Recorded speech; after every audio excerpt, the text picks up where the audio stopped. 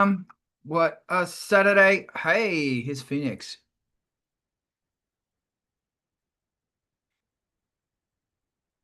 All right. Okay. Welcome. This is the Art of Rock. It's Saturday morning. And this is my face. Good morning, face.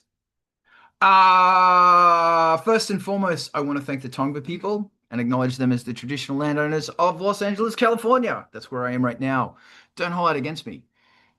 Secondly, this is the Art of Rock, and it's brought to you by Angelspit's Patreon.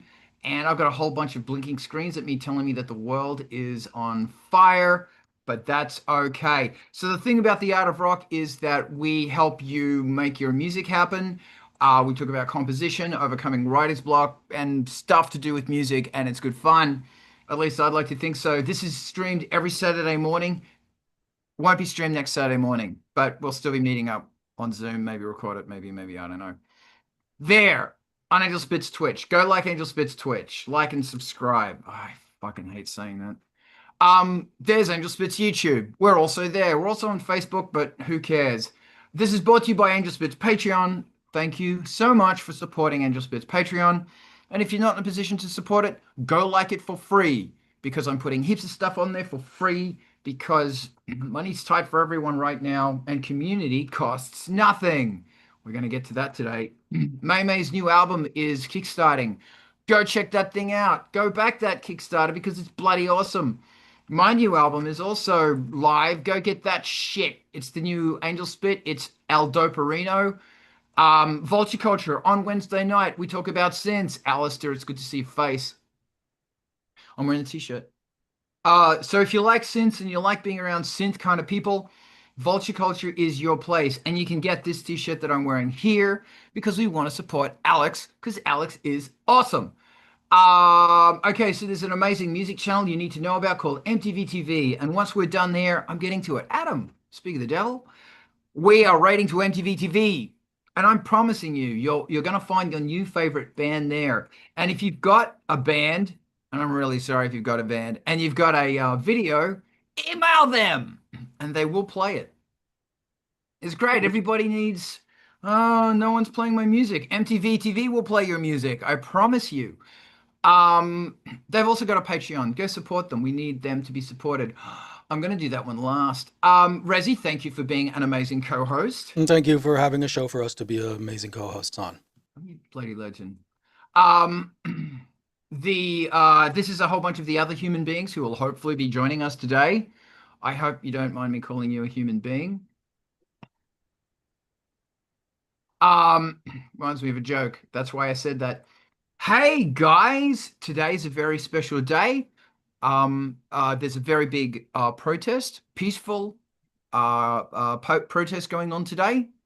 And if you want to know more about that, jump on indivisibles.org. It's called the No Kings protest. And if you're concerned about how America is going, it is a peaceful and constitutional protest that if you don't like what's going on, you should be part of it. And if you can't protest, there's a whole bunch of other, or demonstrate, there's a whole bunch of other things you can do as well, like letting people know, stuff like that. Here's how. So it's a very, very good thing. I want to touch on this super briefly. Um, I'm not going. I want to go, but I'm not going because I'm an immigrant. I'll be honest, I am afraid. I don't like living under fear. That's not why I moved to this country. Um, I moved to this country to make a difference and to help out. But if you have, and I was talking to a guy yesterday who is a undocumented Mexican, although now he's a green card holding Mexican, and he was telling me how the thing about being undocumented is you can't get anything back from the government. You can't get health care, you can't get food stamps, you can't get money back from the tax. You may have a fake social security number. That's not a good thing, kids. Get a real one. But some people can't do that. So they have a fake one and they pay taxes through that. And thus, they are generating a whole bunch of money for the American government and the American people. And remember, kids, the key word is we the people, because the government ain't going to do nothing. Because that's what governments do. Nothing. We the people do stuff. And through your suggestions, through protesting and through calling senators, stuff gets done. So the buck stops with us. And it's a great country and it's a great democracy, and it's definitely worth maintaining peacefully and constitutionally. Oh, rant. This is the art of rock, and wow, guy from Angelspit being political. Who would have thought? Ivan, tell me about your vocal. Is anybody else going to a protest today? Planning on heading over right after this. Good on you, mate. Good on you.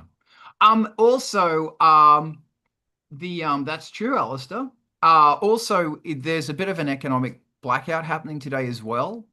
So, one person mentioned, I kind of like that idea that if you get an Uber or a Lyft, as a lot of people have to do for work, you say to the driver, "Hey, I'll make a deal. If you cancel this, I will pay you the amount full to you in cash. You will get hit with a $5 cancellation fee, but I don't know, whatever." Ivan, tell me about your vocals.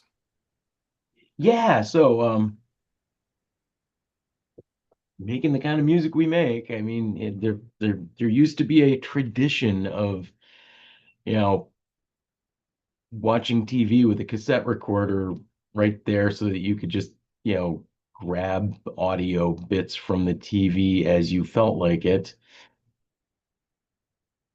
You know, Full Metal Jacket made entire albums for Ministry. Um, That is, of course, not a good idea these days because the studios are going to kill you if you try to use samples from their movies or TV. So what I am doing is using an AI uh, voice generator to, do the readings for me, and then running that through a ton of effects. And I'm very happy with the results so far. And, bonus, like I don't have to worry about like Paramount getting ownership of a song because I have you know, too many seconds of audio from them in it.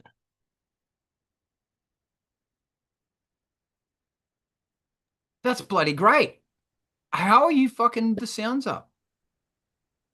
I've got a long effects chain on this one. Let me grab it. Oh, yeah, let me grab it quick.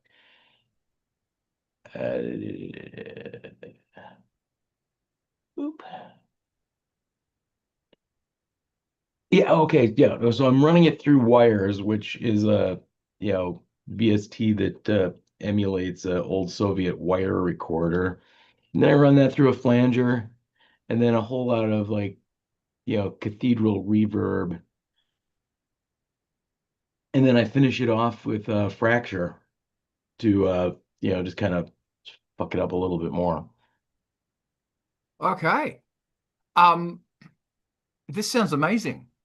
Sorry about all the clicking in the background.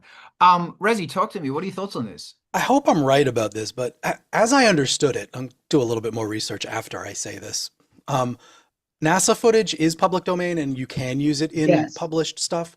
And there's also stuff from government propaganda films that's in the same sort of domain, which, Those get goofy fast yeah, because like Disney might own it.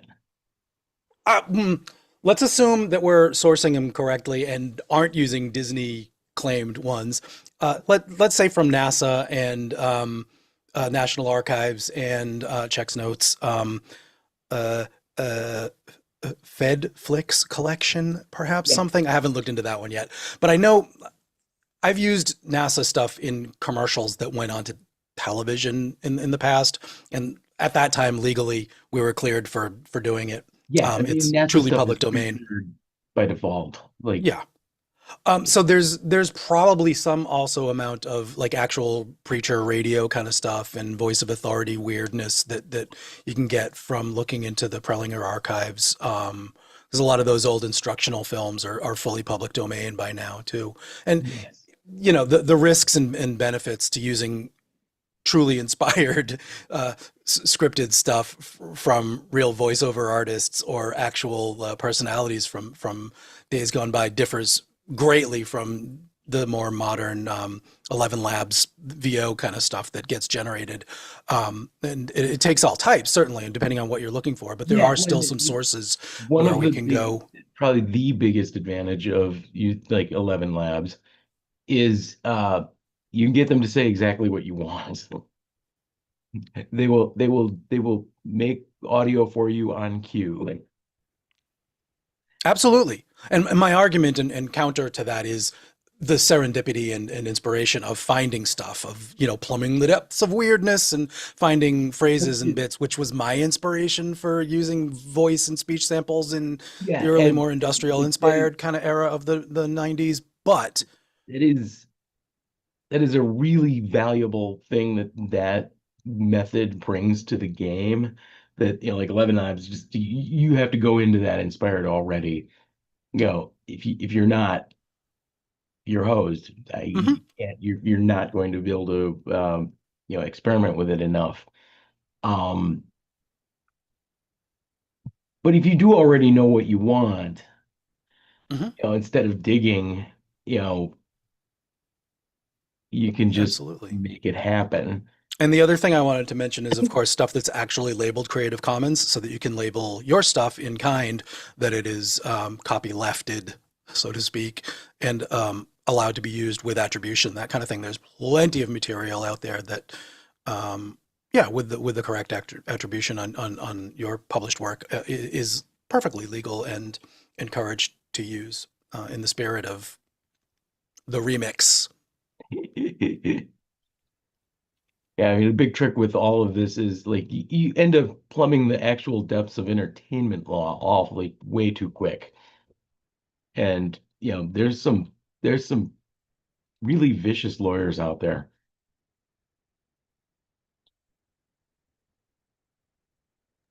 This is a great conversation. I have the greatest memories of just sitting with my VHS plugged into my TV, scanning through channels, hitting record, and then the DAT tape, and then into the K2000. And then it did take a million hours. I'm cat sitting at the moment, and Frank is not having it. He's got a hell of a growl, let me tell you. Um, anyway, and Hal just doesn't give a shit. He's the sweetest little thing. Anyway, Frank is the copyright lawyer, and Hal is the artist who's going, "Hey, I just want to make my music," and Hal's going, "No." Sorry, Frank's going, "No, dude, you're not." Anyway, this is really, really interesting because, like, I love those golden days, and they went for days, so you could get one fucking sample. I learnt that if you kind of fast forwarded to two-thirds of the way through the movies, that's where all the good stuff was. Yes, you can ask, "Hey, computer, Grim's on. Stay on, Grim. I want it to, I'm gonna name you. I'm gonna name drop Grim in a second." You can say what's public domain, blah blah blah. You can obviously get an AI generated voice, or you can get someone who does voice work to do stuff for you. And that, in our case, is Grim. Aaron, aka, I think Aaron manages Grim. Grim's currently watching us on Instagram. Hey, Grim. And Aaron's really great. Sorry, Grim is really great for doing voiceovers, and he does like a whole bunch of different voiceovers. So if you ever need someone, hit up Grim or, someone else. Um, I should offer my services because I have a funny accent, but I'm just a bastard, so I don't. Um, and then run it through everything else. So we've got obstacles that have been thrown in the way. And apparently there's actually a website where you can type in a sentence or type in something pertaining to a sentence, and it will throw back samples to you. Like, yeah. Get us You that have to link. be, sorry? Get us that link. Oh, I Google it. I don't know what it is, but and it's this massive sample database, and it will give you them as WAV files. I know. Here's how. Yeah, try that for a joke. Hal loves jumping on synthesizers. Interesting thing. Short American domestic short hairs can jump. Maine Coon ragdoll crosses cannot. Where are you, little bluff? Um, Come here. I don't know where Hal is. So anyway, yeah, try that and pull in Mr. Aaron as well. Rezi, I'm going to shut up now. Stop talking about cats. Talk to me, Rezi. One of the speech synth styles is the Texas Instruments linear predictive kind of style, in famous from Speak and Spell, which that type of compression is emulated well in a bunch of plugins, and one of them is BitSpeak from Sonic Charge. Since Adam was talking about this, this might not be the thing that you were talking about, Adam, but I'll get to others. But Sonic Charge makes a really good voice mangler that'll bring you right into this the vintage style of Speak and Spell and other. It's a really famous sound and desirable, but you can put your own speech bits through it and get instantaneous that kind of compression sounding, which is very computer voice sounding. And I'll drop a couple of other interesting voice synth things from history in there in a sec. Thank you very much, Alex. What did you just put in the chat? It's a search machine for YouTube, automatic transcripts. So you can search all YouTube videos for certain lines. There you go. That sounds amazing. So we don't know if they're cleared or not, though, do we? Wow. But nevertheless, that's an amazing script. So I'm going to put this in the chat so everybody can go, wow, technology. Technology for you and me.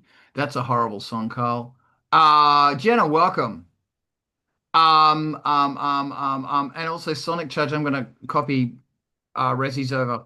Yeah, I remember having the sampling debate with actually bloody Snog Thruster Pants, David Thrussell from Snog and Black Lung. And it was really great because it was like this open panel thing that the Australian Copywriting Guild put together, APRA put together. And it was an entertainment lawyer and David. And it was really great because this is in the early 90s where the big news was the Turtles are getting sued or are suing De La Soul. And it's just really interesting how, I don't know, it's a very fun thing to work around. And I know, yeah, it's a fun thing to work around. But there you go. Does anybody else want to jump in on the fun of bloody vocals and sampling and how to fucketize samples? Yeah, one of the others that was on my mind was the Commodore SAM speech automatic mouth synthesizer, and that's one of the other very famously sounding fully synthesized speech ones. And I haven't found an emulator yet, but it's one of those, look it up and there's going to be some of them that are just emulated in a web browser, so you don't have to actually download When you say Commodore, do you mean like 64? Amiga? Dude. Or the one before that. What was the 80s home computers that? Yeah, Commodore 64, mate. Sure, exactly. C64. Sam was the name of the program. I think you could just type it at the prompt and get it to say speech, if I recall. I did run the emulator on my Mac a long time ago and harvested some stuff, but I don't actually have it currently running. Otherwise I'd do one. So that's the other one that was on my mind for generating vintage sounding blabble. And there's a Eurorack module that I'm looking for too that did voltage controlled phoneme generation from the same engine, which I haven't found yet, but it was really cool. They had that in a Phoenix 5 or Fire or something. It had I can't remember what it was exactly. They had that in a 5-rack version as well. And that was a really interesting one because you could create words with it, and it was like the legit Bell synthesis thing. I'm currently patting Hal. Speaking of Hal, do you want to come up here? No, Hal doesn't want to come up here. But it was great for making phonetic shapes, but to actually create sound, it was quite a pain in the dick. But some people like doing that. And it was really interesting, man. I looked at that thinking, yeah, hey, Diana. I was looking at that going, wow, I really need that. And then I thought about it and went, Nah, nah. Um, okay. Fantastic. Thank you. Does anybody else want to talk about vocal samples or because we touched on vocal fuckage a bit last week. On a Mac, you can say things to say. Oh yeah, yeah. Alex, talk to my face. I have on my list of things to do, but I haven't done yet, putting vocal samples into a granular synthesizer so you can get like these vocal textures that might be a bit eerie because if it's like human speech but not quite, it triggers your sense of dread and unease. At least that's Dread, what I hope. dread and unease is what we want. Also the great thing about some of these format synths is that you can create long vowel sounds. And you can scroll through the different vowel sounds and really create, and obviously they're also pitch controlled. Um, yeah, Jen, it is kind of uncanny valley, but not really because it's totally robotic. But the idea of having like a vocal thing that's close enough to be uncanny valley. But what's really interesting that a lot of the ones I hear now, like the AI ones, are really fucking boring to me. Like I don't want to hear that shit. Because they're so boring. Boring, boring, boring. I like creepy shit, like you said, Alex. Does anybody else want to talk about this, or do we want to talk about gear horn? Do we want to talk about gas? Okay, let's talk about gas. Hexinverter just released a new drum machine with Erica synths. And because Alex over at Vulture Culture recently did the steam pipe from Erica Synths, I'm hoping maybe they give him the this drum machine. Someone just commented that they think my music is AI. That is annoying. Commented, remove person and blocked. What? Um, oh, I can do better than that. I just sent him a poo in the mail.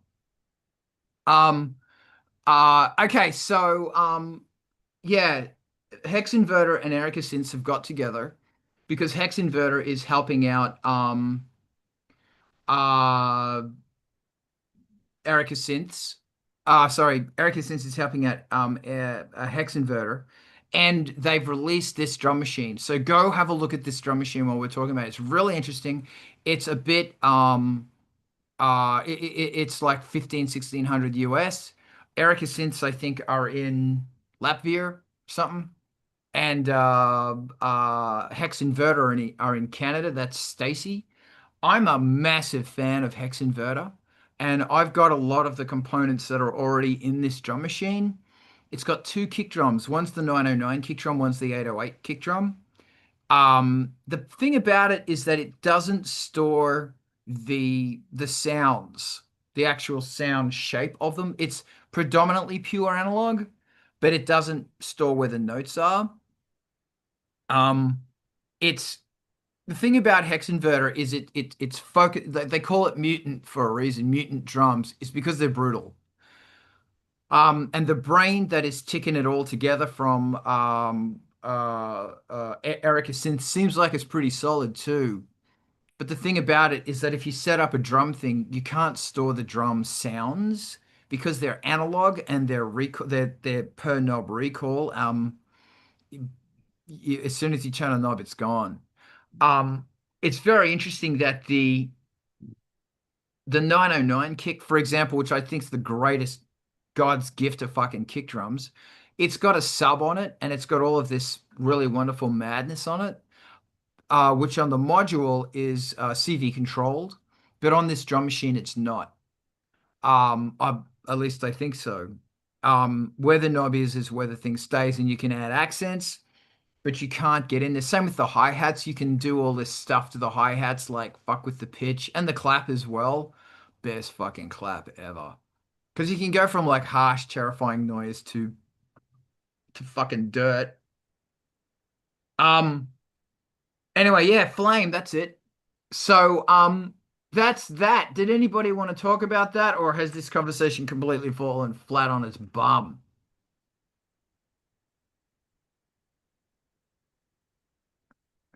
You can Still fucking. too busy collecting links on that last topic, but I'll be catching up. All right, no rush. Alex, I want to hear what your face has to say. Well, the upside of having no storage of the actual sound modules of the drum machine is that it's nicest for live to have, so you have like a consistent set and it only changes gradually and you only switch up the pattern.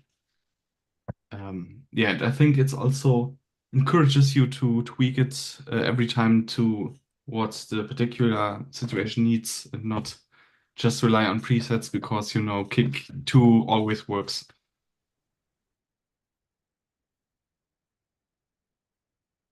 This is really interesting as well. Hold on, man. Because like I was watching the video for it, and because I'm officially immune to gas, and I was just going, you know what, man, I don't play with my stuff enough. Like I don't go in there and hey, I started streaming. I think I'm going to do it more often. I don't. Monday nights, 6 o'clock ish LA time, maybe 7 o'clock. I don't fucking know. I might start streaming more. Um, I don't fuck with my gear enough.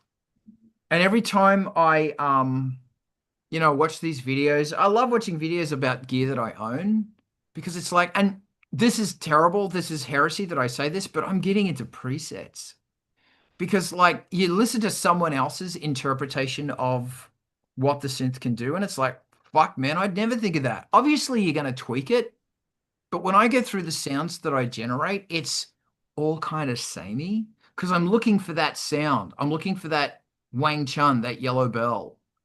But when something turns up, whereas like I made this pad a while back on the Moog 1 where I heard this thing and I went, oh, I'm going to incorporate that. And on the modulation wheel, because I put the fuckage on the modulation wheel because I don't really use modulation on pads. So on the modulation wheel, it might be open the filters a little bit and the ring modulator, which is on its own channel, turn that up. So the sound's going to start sounding richer and crazier. But another thing I said is like, okay, oscillator two, because there's three oscillators, turn it up an octave. So you can be going, and as you're moving into that climactic, and this is all Ice Planet 9000 stuff, as you're moving into that climactic part, it goes, everything moves up an octave. Or another really fun thing I do a lot with Angelspit is that, hold on, I gotta make sure there's no cat. Um, bring the bass up, bring up one of the oscillators in the bass by a fifth, just so it's kind of like grooving along. But I digress. Yeah, that was been my really wonderful thing this week is that like watching that thing going, man, there's so much these things can do, but I'm not pushing them hard enough. Um, and that's the bummer. Like I don't want to take anything out of Tip Top, and they're great since their little drum modules are great, but the scope of exploration is only this much. Whereas the Hexinverter stuff, it's like we're going to make a snare drum sound not like a snare drum, or we're going to make a hand clap sound like it's been through a blender. And that's really exciting. I've got to get back into that shit. Rezi, what are your thoughts? It's a slight digression, but you mentioned the pleasure of watching somebody else's videos on gear that you already own and already know really well. Because for like 90% of the time, you get to feel like a really smart boy and tell them what's wrong with what they're saying and how it actually works. And then for 5% of the time, you get to be like, well, okay, that's correct.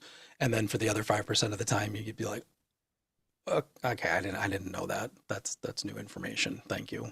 Um, and it's useful if you can sit through it. And you know, if you're the type of person that finds that entertaining, uh, highly recommended. But you probably already thought of that if you're the type of person that does find that entertaining.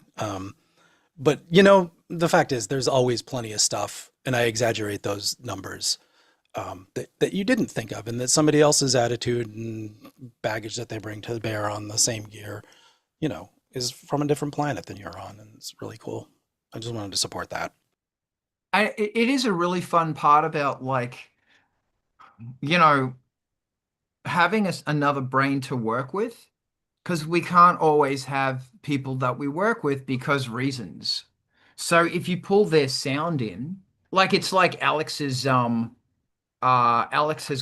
over at Vulture Culture has got a whole bunch of really great samples and stuff.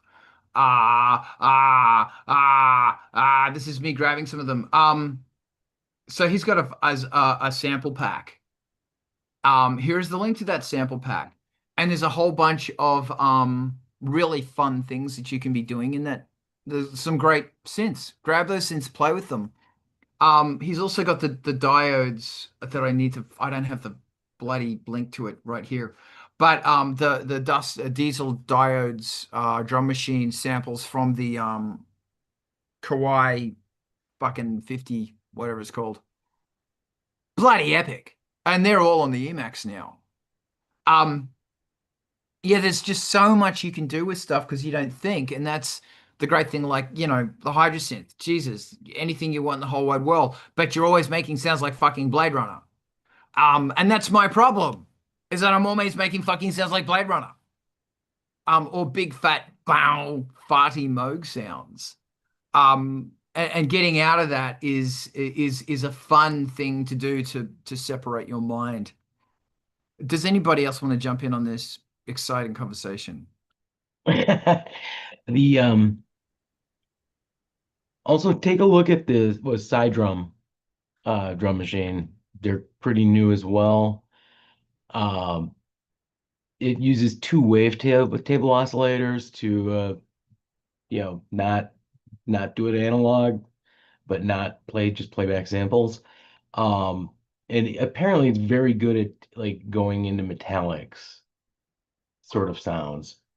Uh, Kevin Key's been pretty happy with them so far, and $300. I mean,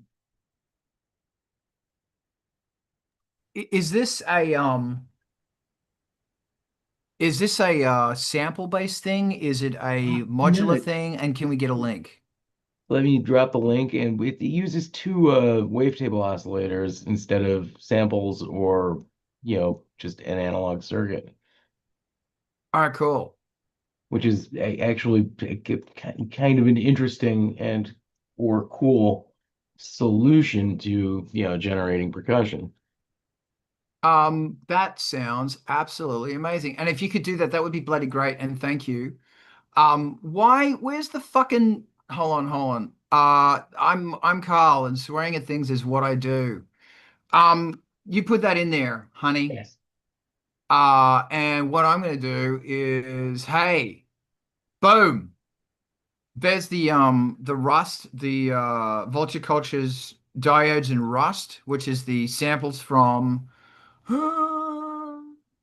what drum machine is that? The Kawaii. Everybody loves this fucking drum machine, man. What is it? The Kawaii? Yeah, the R50. Everyone loves it. Frank is saying very strange things right now. For some reason I can't get this going. I'm just trying to share the links, share the love. I'm fine. Everything's fine.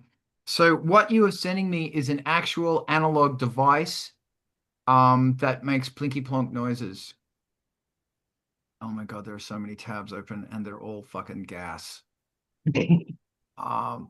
Frank is talking a lot. What are you talking about? Hey D, how you doing? Frank, what's going on? Are these guys finally playing? You're talking a lot, Frank. Yeah, I'm house sitting. I'm cat sitting. And Frank is finally getting along with Hal, I think. Melody, Zenith's cat, because Melody's on tour and I'm looking after Hal. He's very cute. Frank calls him the golden rat. Because Frank's a bastard and Hal's this little fluffy Mancoon thing. Go on, go play with each other. Oh, they're being so cute right now. Okay, Wait, what so was that Kawaii? Which one was it? the I swear. R50, R50 R50. Mark III. I feel like I had access to one in college or something around the same time that I had the Korg DDD5, maybe. Hit your face. Go on. Oof. Those were big ass one shot, no velocity mucking around. crossfades. Yeah. Yeah. I always wanted a Triple D1. Yeah. I had an RX1 drum machine. It's in Australia in a box. Fuck only knows where now, and someone's stolen it. But who knows? Great drum machine. Couldn't give a shit for programming the thing. Total pain in the bum. And that's look, just jumping back to the bloody these drum machines, the new Roland one and this friggin' Hexinverter drum machine, is that they're so easy to program. Oh, they're so easy. Um, it's a good thing. It's a very good thing. Does anybody else want to jump in on drum machines, or do you want to talk about another piece of gear that I wanted to talk about? If your drum machine doesn't have bass pull and bass slap as two of the samples, where even are you? Yeah. Um, Hold on. When you say bass pull and bass slap, you're talking about the kick drum, or you're talking about Seinfeld? No, yeah, thumb, bang, bing. All right, Seinfeld.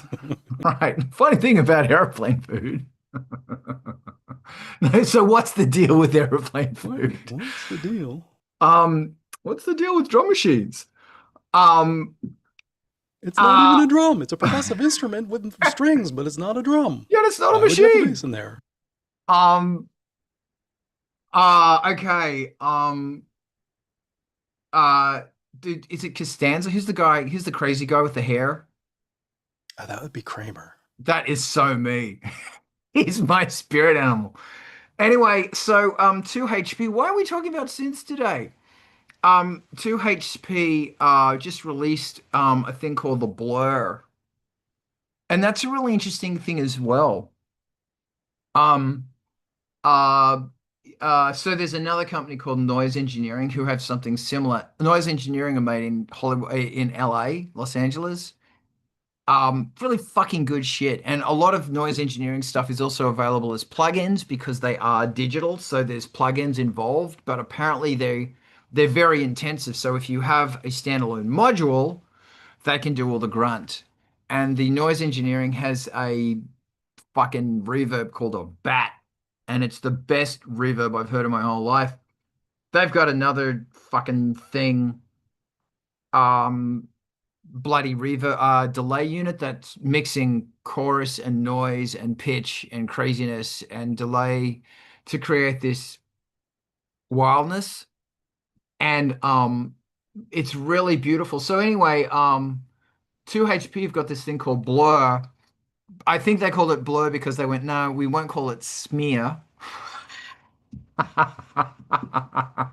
If I did a module, if I did a module, I'd call it the moist smear. All right, I gotta go. Thanks. Bye. I'm out.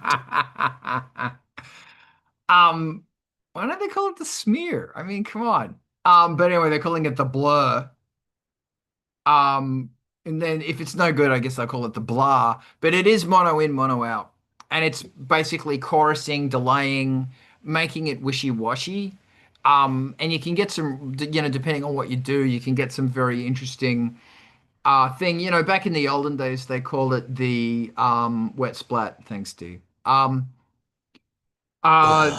Yeah, they had all of this really wonderful stuff like bucket brigade delays and stuff, but they can get crunchy very quickly, and that might be something that you're interested in.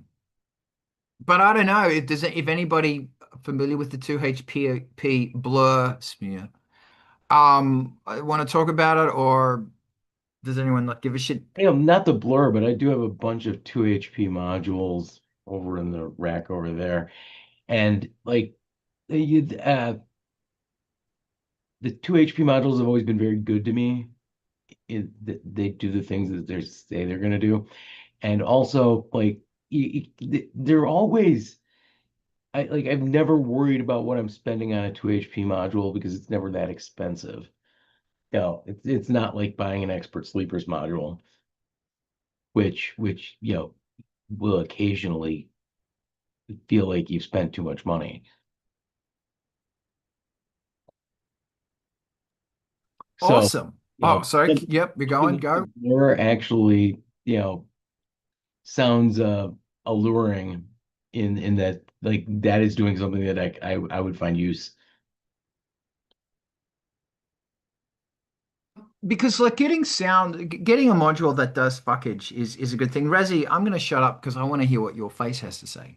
I wish I think that flame thing is the first time I've ever mentioned a Eurorack modular device in this entire time that I've been on here, because like my mind always goes back to vintage devices because I don't have I don't have a modular synth of any sort, nor do I have any 500 series gear. But preamble to Alex Ball put out a video, and his stuff is always tight about the Lexicon vintage stuff of this same sort of fuckery, and he puts together the 422, I think, with the digital delay line. But the combination of these vintage Lexicon to rack space things is like the genesis of this way smooth, beautiful, sparkly, algorithmic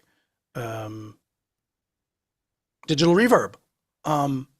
And I guess I'll just drop it in the chat by way of saying, if you want to get a little history lesson on where some of this stuff is coming from. Yeah, I watched that video, and you know, it just reminded me how glad I am to have the PCM 41. Yeah, exactly. Like I'm so sure there's nothing actually magical about these algorithms. They're just really good. And all the native stuff, like there's lots of great programmers that have written, let's say, homages to the original Lexicon stuff. But I've got the new verb that I still run to this day as similar to the algorithms in the 480L and that Lexicon 80s era stuff. It's not great processing wise, and it's not fantastic bandwidth wise, but it does have the magic sauce of nostalgia and that time period of reverbs, which you can just dial in and get, oh, that is actually one of the three verbs people were using in the day, and you end up with the same, you know, reverb and some favorite hit from back then. Plus, they are really, really good psychoacoustically speaking. They sound great. They're good spaces, and they blend beautifully in mixes. Anyway, it's hard not to hype up an Alex Ball video when it's at least a little bit on topic of what we're talking about. Yeah, I don't want to. I was shooting my mouth off about the fucking prime time the other week, and it's such. Oh, it's just. That's what's really curious about these sounds is that they are the way that yes, they are instant. That Instant Vangelis. Yeah, because they use them. So when you're going into that shit, you know, I don't want to even look at like I said, there was a guy who had a Primetime 97 for something that I can't afford, but it's like, okay, I'll sell a synth so I can buy that thing. And it's like, how often am I going to use it? And then I'm looking at, I just put the link to the noise engineering. I'm going to be honest, I am pushing noise engineering because they're made in Los Angeles. And I'm also pressing Hexinverter because Stacy's such a fucking great guy. And Eric Synths is such a great bunch of people. I want them to succeed. And same with 2HP. I want them to succeed. But that's the really interesting thing. Like when you look at the noise engineering thing, I put the link in there. You said you were going to put a link to the Alex thing about the fucking prime time, and you didn't. It's in the Twitch chat. Okay, hold on. I will put it everywhere because just for people on YouTube as well. Yeah, thank you though. The really interesting thing is that the bloody oh, it's gone. Oh yeah, that you can also get the software versions of it as well. And it's interesting. I got the Valhalla stuff. It's great, but it's like it's not the same. Like every now and then you hear you put a sound through the bat. You find a reverb unit or a delay unit and you put a sound through it and it's like, holy shit. Like this is how I see it. Here comes a rant. So Atlas is going it could make it to the moon in an hour and a half. i3 Atlas. And it's going like 60 kilometers an hour or something ridiculous. One does ponder, and in the 5 billion years it's been traveling, this has got a reason. Fuck off. In the 5 billion years it's traveling, it's traveled 1 million light years. 1 million fucking light years in 5 billion years. To which one does kind of ask, how the fuck does it accelerate to that naturally? But, you know, when you think about how Halley's Comet, when it does come into the sun's orbit, it is traveling about 50 kilometers a second, I think. I don't know. Anyway, and if that fucking thing hit a planet, it would rapture a tectonic plate. It would be it would be bad.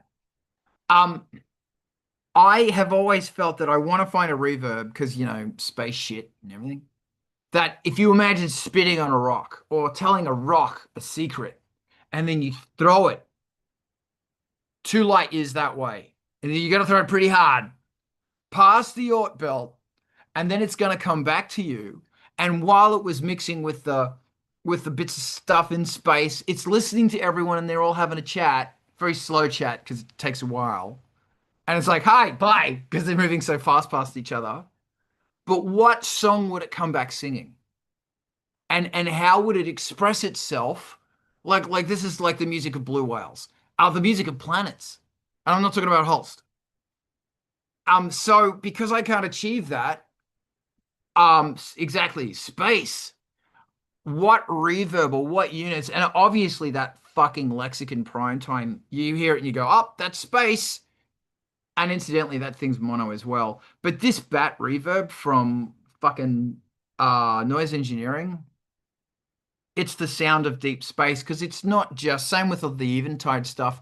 It's not just and Valhalla, which is free plugin, and you can get the noise engineering plugin for about $50.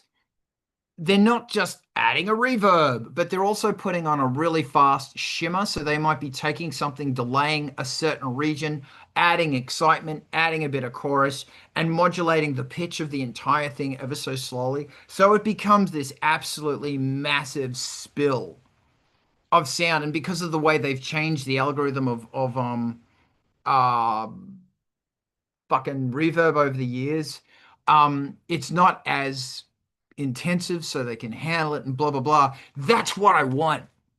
And Valhalla is great, but the noise engineering is just, and that's what I liked about this smear, the blur, the two HP blurs. I thought, well, if you got some really boring DX7 pad, I just call DX7 pads boring. And you put that into the smear blur, then you put that into the bat. What would that sound like? I don't know. And if there's software that already does that, please let me know. I mean, plugins. Razi, go. All right, so Roland Dep 5. Everything you're talking about, that's the one where the reverb algo with the shimmer in it doesn't sound like there's a chorus unit plugged in and then it feeds back on itself. It sounds like this totally blurred pitch modulated shimmer kind of verb, and it's got the infinite hold button, which is gapless if you send it MIDI program changes or press the parameter thing. So going all the way back to the 80s, I've been living with what I consider exactly that thing that you're talking about, like infinite hold shimmers that you can turn on and off and trigger on your beats and hold chords in and stuff, or build vocal chords into. And I did a lot of that with my guitar chords into it with the separate guitar pedals, and playing that thing like an instrument. So you'd swell in a note, change notes, swell in another note, change notes, then swell in a third note and you've got a chord, or maybe a 4-note chord, and then hit the program change button to turn off the infinite hold and it would go away. It was a very interesting, playable shimmer, blur, swirling. Yeah, I mean, it's amazing. And I, swear that some of Sean Costello is one of the names of algorithm designers for reverbs with Valhalla DSP that I know because I like their stuff so much. And that's whether it's Audio Damages, EOS, or the actual Valhalla Vintage series and stuff. Like all of those have charm and character and stuff. And some of them do have, similar to the Dep 5, those swirling, shimmering, add chorus in algorithmically that you don't get with let's say the Ableton built-in reverb. Even though it has a chorus knob, the modulations aren't weirdly integrated into the sound like they are with the Roland Dep 5 and some of the Valhalla ones. So I don't know which of the Valhalla DSP ones does it best, but Audio Damage EOS is still my go-to for simplicity and repeatability, and that Sean Costello algorithm effect of long tail, random, beautifully diffuse, shimmering, modulated tails like that. So it's cool stuff. I'm glad you're talking about it. Depth fives. Then I need therapy. Depth fives are $150. Oh, get 2 of them. Damn. I mean, That's got an not what EQ you're in it. supposed to say to me. Jesus. Because and also the Roland Space Echo, was it the 300 or something? They did a 303 Echo, and they did then they did another version, the 3030, and the 3030 wasn't as good. But Igor gave me a loan of their fucking reverbs, and it's like, okay, they're good. They're not bat quality, but they're good. My question is, why do I want shitty old outboard gear? Why? Is this because when I was a kid, it was, and these buttons, like if you go and look at a fucking Depth 5 right now, I'm not going to be one of those things. I just dropped it in the Twitch chat. Apologies again for all the reverb links today. If you're looking at this, and I'm just going to be a prick now. You're looking at the $150 one? I think it was 125. Sold. That one's not working. Oh, yeah, yeah. Well, you're more responsible than I am, because that one's for sale. Also, I have one, so it's different. You do? Oh, good on you. Yeah. There's a fucking K2000 in LA for $150, by the way.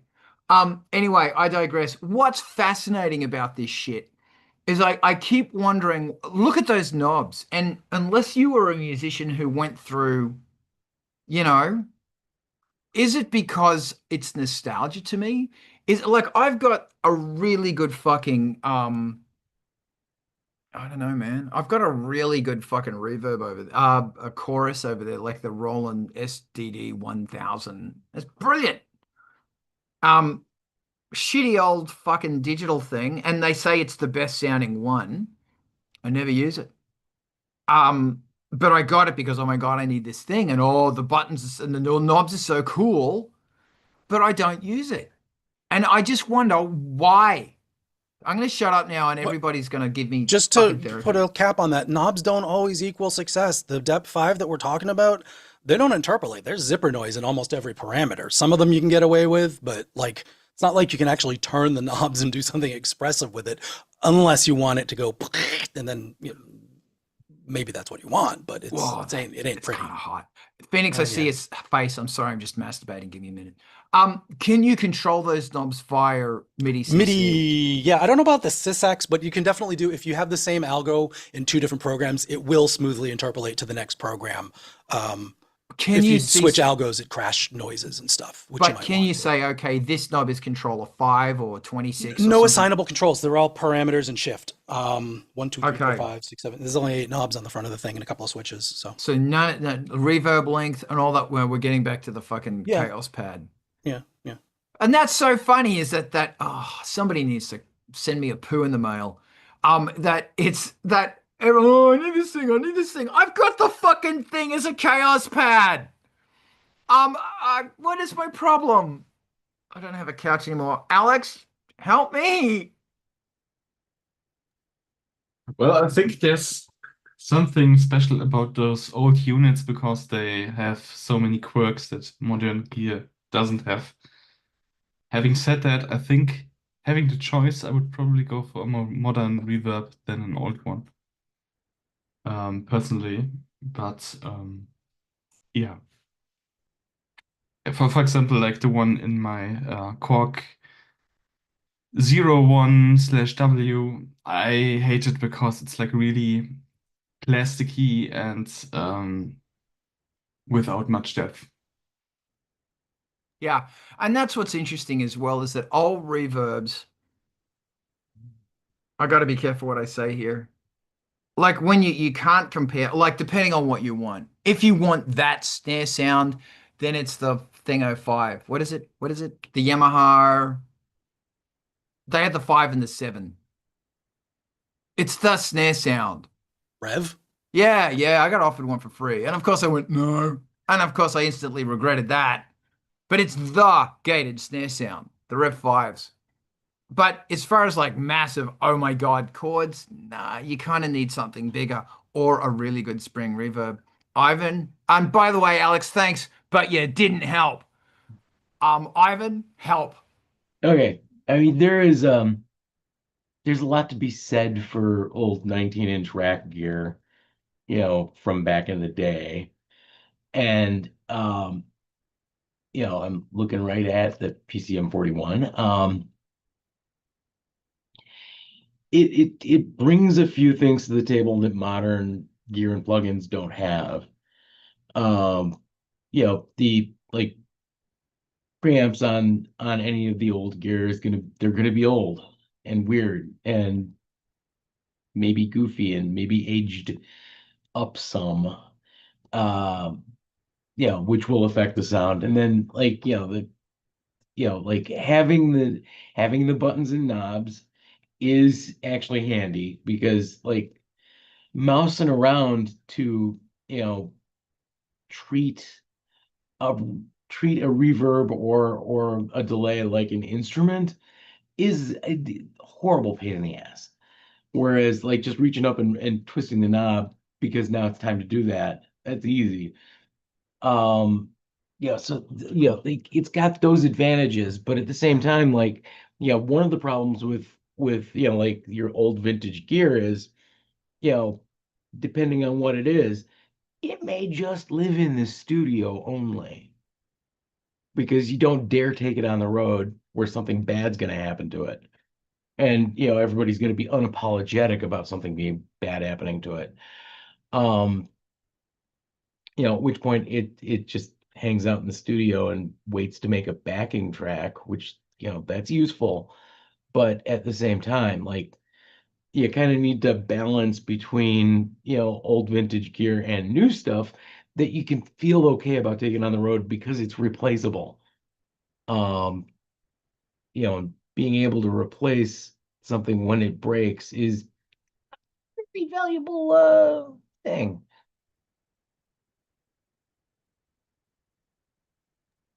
Yeah. And that's the suck about old gear. Thank you very much. Didn't help. Jenny, you're not helping either. Phoenix, help. I'll help as best as I can. I realize that you said something about nostalgia earlier and using older equipment and whatnot.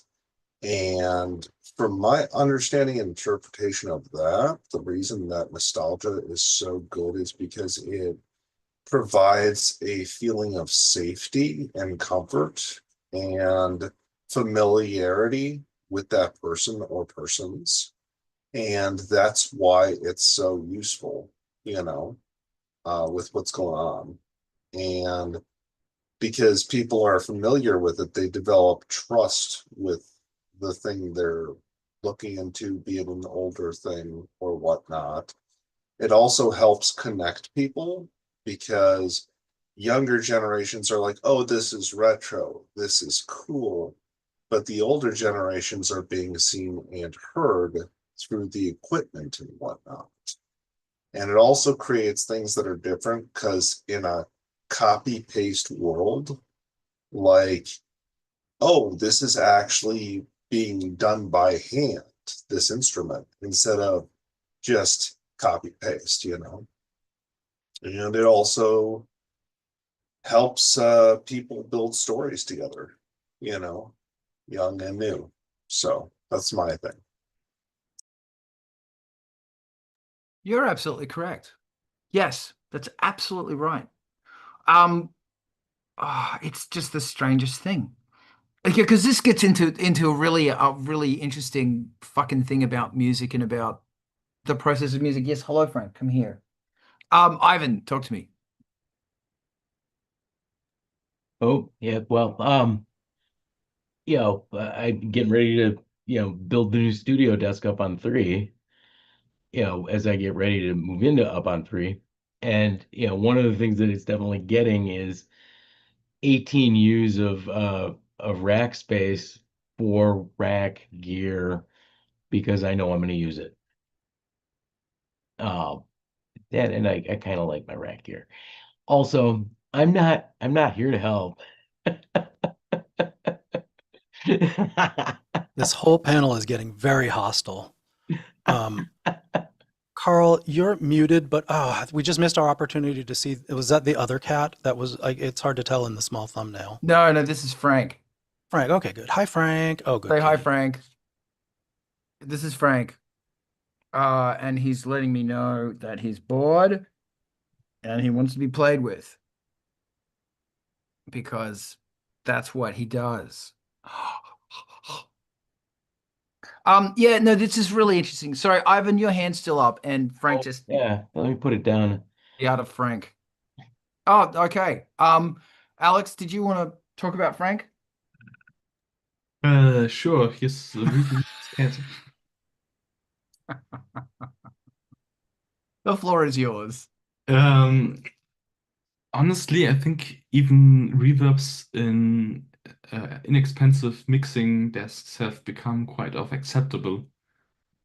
I tried out the ones from the last two mixing desks I had, and both were workable. Like, not the greatest thing in the world, but still, in a pinch, no problem.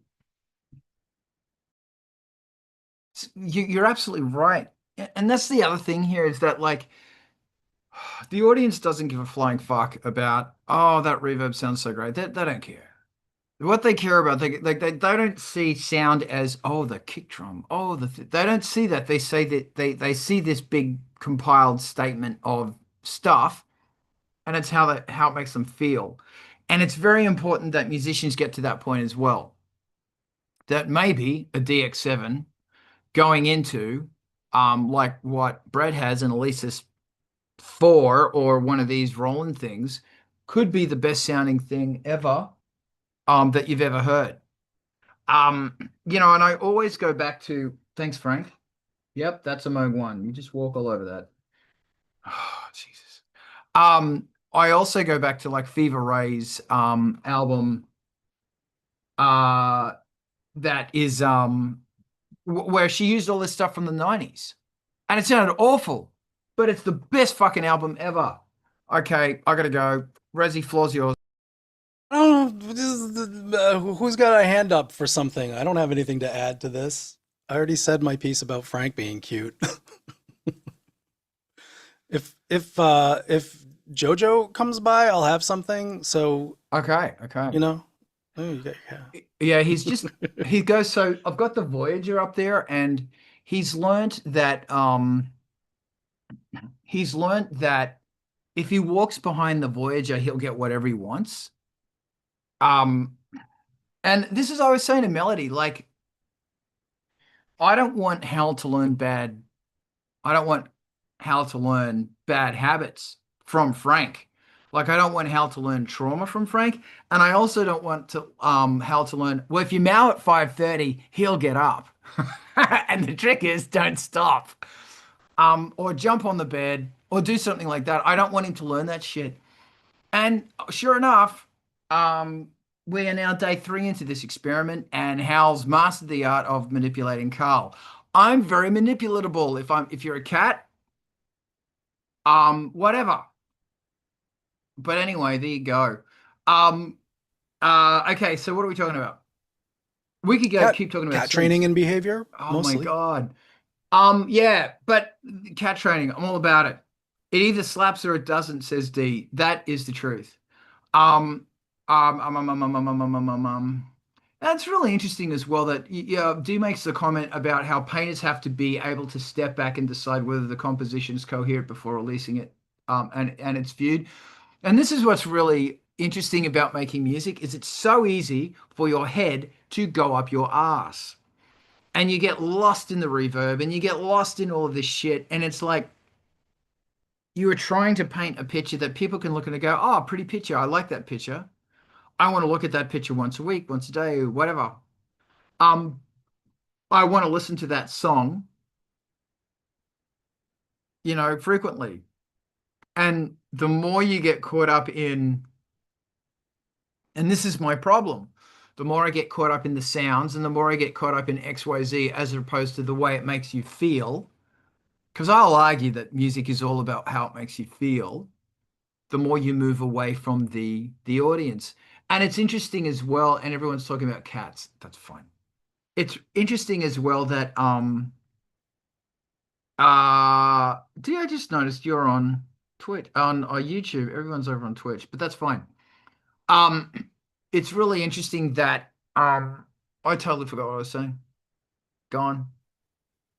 Gone. But it's no, this is interesting is that like I can talk to musicians who are different disciplines, and or artists of different disciplines, and it's like the more successful they are, the less they care about the brush, and they only care about what the brush is doing. And I'm always reminded of that is that they don't care about airbrush brand whatever. They only care about if that monster makes you freak out or if that's a beautiful thing or whatever, you know? And and this is the thing is it's like, oh, I just want to be like that artist I want to create. Oh, then you need a CS80. No, you don't. No, if you want to be like Vangelis, do your scales. That's what I reckon. Understand jazz theory. That's what I reckon. Um, you don't strive for what they are, you strive for what they strive for, which is something way like Vangelis's whole thing was a statement of beauty, was awe-inspiring beauty. Fever Ray was all about like the mystery and the wonder of what it is to be a little girl. When that album anyway. And I don't know. So who gives a shit about the reverb? I do, but whatever. And I always EQ reverb as well and chorus. Get rid of them lows, baby. Resi, talk to me. Is this a matter of my own perspective, or is there something true here? There's a lot of interesting visual artists who'll do this is me working in Mario Paint, and their craft still shows through. Like you can see the limitations, and you can see that they're only available their palette is 4 colors instead of infinite, and the pixels are chunky. But you can see that their perception of light and interpretation and rendering of light and shape is still theirs, and it still comes through. And I'm not 100% sure that there's an equivalent for musicians, or am I wrong? Does the Fever Ray experiment of all 90s gear show that that's incorrect, or is that not enough of a restriction? Like, I'm not sure. This is interesting, and I just put everybody into gallery mode, and we could have a big conversation about this. This is interesting because I've been told that I have a style and I have the notes I go for, the sounds I go for, the production I go for. It's if Carl's done it, if it's Miss Ballistic, Ice Planet 9000, May Graves, Els Nicole, Angelspit, it's got that sound. And I actually try really hard to get away from that sound, which is why increasingly I'm looking at, I will use a preset. I will use someone else's sound designing decisions to help me move away from that. And so in answer to your question, yes, visually artists shine through it. And I like the way you mentioned the use of light, and that's really and what parts are focused and what parts aren't focused. And I think that yes, musically, because it's my curse, it's the same for musicians. I would love to know how not to do that. And I know a lot of musicians who go, "Oh, I don't have a style." It's like, well, you do. It's just you haven't taken a step back further enough to hear it. You've got a style, and you've got to keep developing it. And this is another thing, is that when I listen back to my music that I was doing 30 years ago, it's like, that's Carl. You can just hear it. And I was having this conversation with Al, who I went to uni with, about how much have we changed? Al has this thing that everyone is just trying to write one song. You're looking for one song. And the theory is once you find that one song, you achieve Valhalla enlightenment. No, you don't. You go and keep fucking going. But my thoughts of it is, am I just writing the same song? Like, that's, I don't know. I just don't know. I don't know. And that's something that I'm concerned about in my musical thing is that, hey, I really want this elite this fucking $2,500 blue fucking primetime lexicon thing. Well, then now they're 3.5. Thanks, Alex, fucking for doing that video. Now they're 3.5 grand. But I really want one. But the thing about that thing is that that is going to concrete my sound because I am naturally drawn to that sound because that's the sound that is in my music is crunchy, shitty stuff. Um, you know what I mean? I totally know what you mean. Yeah. And you had a question in there that I've already forgotten, but there's a couple of other things too. The mentioning of listening back to your record, your history record, and comparing where there's growth and what those influences were, and then because I've done that too. Like but I have seen changes, and I do know where some of these influences came from and where these growths were intentional or not, and that's kind of gratifying. But also the like maybe there's 3 or 4 songs that you're trying to write, and even when you think you wrote them and you finished it and you released it, you still haven't really written that song yet. So there's always someplace more to go. Um, mm, then I guess there's also this feature of chasing these sounds, and one of the weirdest experiences with this that I have is there was I'm not sure if this is exactly congruent, but it's an anecdote nonetheless. The Roland VG8 original one had a really crusty sound, and it's the 6 hexaphonic pickup, and it synthesizes and manipulates your actual string sound through guitar pickup into the box, and then does stuff. And there was a couple of glitches that it did that I always thought were really cool, and the VG88 revision got rid of those glitches, and it didn't do it anymore. And I dragged my feet for 30 years on actually bothering to get one. I just never did. It's like, I know I want to do that thing where it kind of goes, it makes a sound out of your strings. And fucking, 40 years later here, or 30 years later, the guitarist McGee has made an entire capitalized on that exact thing that goes with the VG8. And now they're 5-10 times more expensive. And, I don't know if the moral is, yeah, seize on that thing when you wanted to buy a dumb piece of cheap gear that's outdated and has been superseded, but you've got a song or a sound or something that you're trying to chase. Somebody else is going to beat you to it if you don't go and buy that thing while it's cheap. And now you can't afford it. Thanks, Alex Ball. Thanks, Mickey. I know. Poo in the mail. Yeah, and it's really interesting that it's just interesting this whole thing about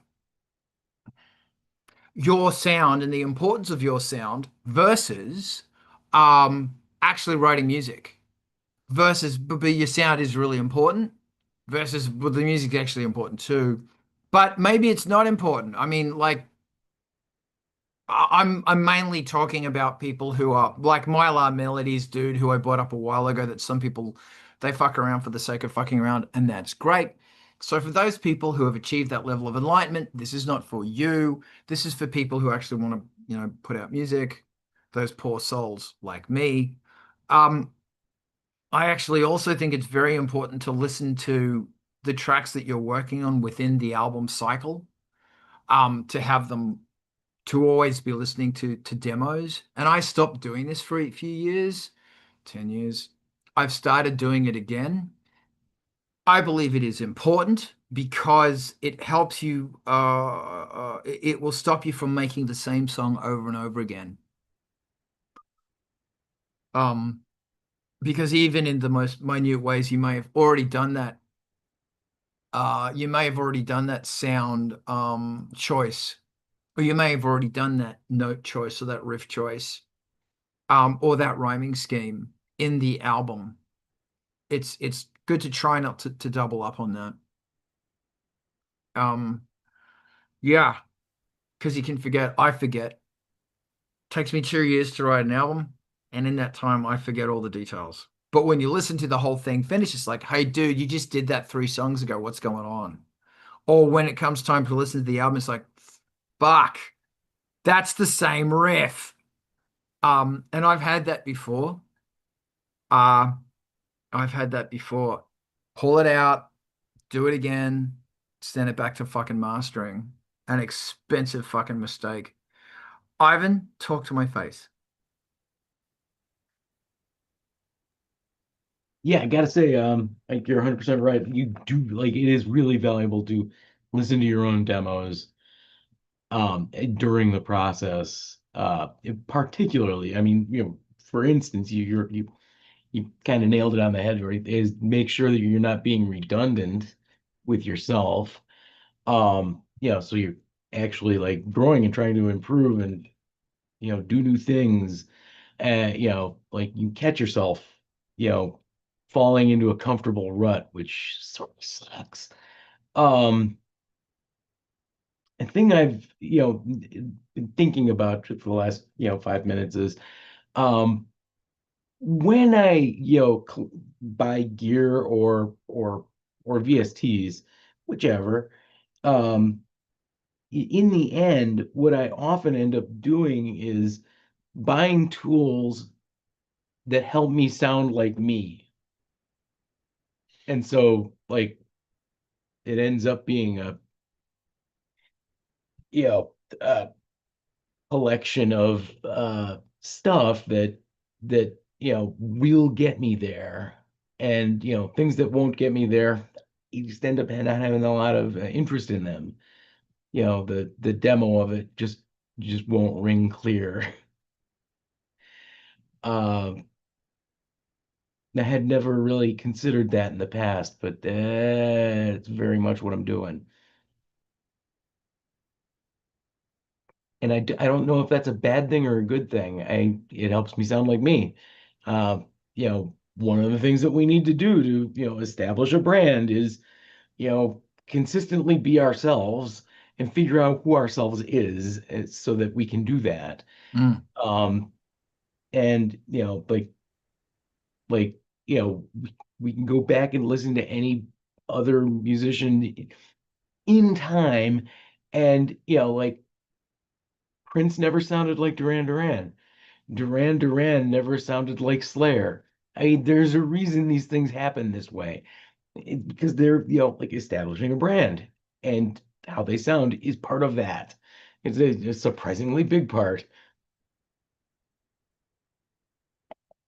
That was a good rant. I thank you. Or just before I throw to you, Rezi, keep it that there's some great stuff going on in the chats right now. And Jenner and Dee and Alistair, thank you so much. And Diana, thank you for this. It's great.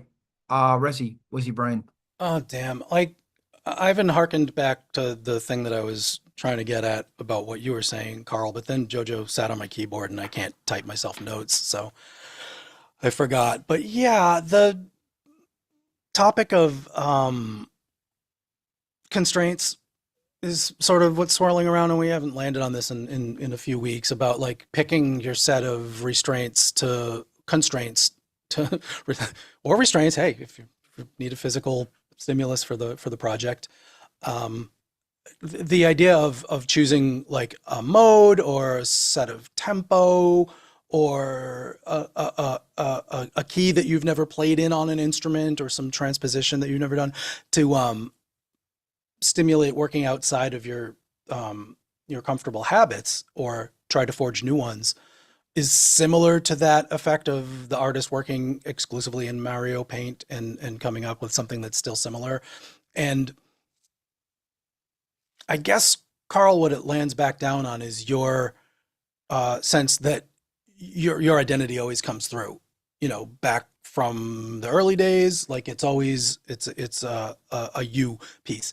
And like I don't really hear that between the space music and the oomph music of yours. I think they're really distinct. I think they have a world of difference. I hear the similarity within the two projects, certainly, but I think you're more free from having a modal or tonal stamp, than you might have suggested in that. But the sort of the practice of choosing what your instrument set is, and I think maybe your imaginary band that plays these things, you know, is different in Angelspit probably than other projects. That's the model in your head. And I know that I've used that as the fundamental starting point for how is this next piece block of work going to sound? Well, it's got a bassist, a guitarist, and a keyboardist and a drummer. It's a rock band, and it ends up sounding a certain way because those are the constraints that I started with, and it gives the imagination someplace to jump to as a kickstart for getting going with it. Yeah, it feels like there's something more to explore in that, like deciding what your constraints are and seeing if they're going to steer you away from habits and being relying on your identifiable sound. And Ivan's point about maintaining a sonic identity for I don't know what purpose. Like, I think that is the unavoidable part. Like, it's going to be hard to become somebody truly other than who you are, but maybe because it can turn easily into a gimmick. Is I guess where I was going with that, rather than something intrinsic to your craft and that your current fans will respect.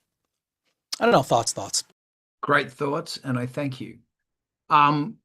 This is fascinating because I've touched on this before, that your direction of exploration is so important. And think of it as a mode of exploration. It's the way you explore music, explore art. And that might have to do with how you love certain focus or certain shadows and certain light use, to go back to your idea of painting resi. It might have to do with, in music, that could be darkness, sound textures, or what you're saying, or the grind, the grit, the scene. Think of it like this. Your music is set in a scene. And it might be a backdrop of a city that's been on fire and now it's in ruins, and somebody's standing on front of a mountain with a torn flag screaming in defiance. That's the vision that you're going for, or whatever your vision is. And if you can find that vision, it's going to power an album, or maybe your whole career. And that's great. Whatever your vision is, whatever that soundtrack, the movie that you are doing a soundtrack to, whatever that is, whatever that movie is, or whatever that director is, you know what I mean? So having said this, you can still apply your modus of exploration to a different tempo, a different set of sounds, a different styles, different choices, but they can still have your color. Like what would it sound like if that city was burning, and there's a dude standing with a flag screaming in defiance, but instead of being it's cyberpunk, it's country? What would that look like?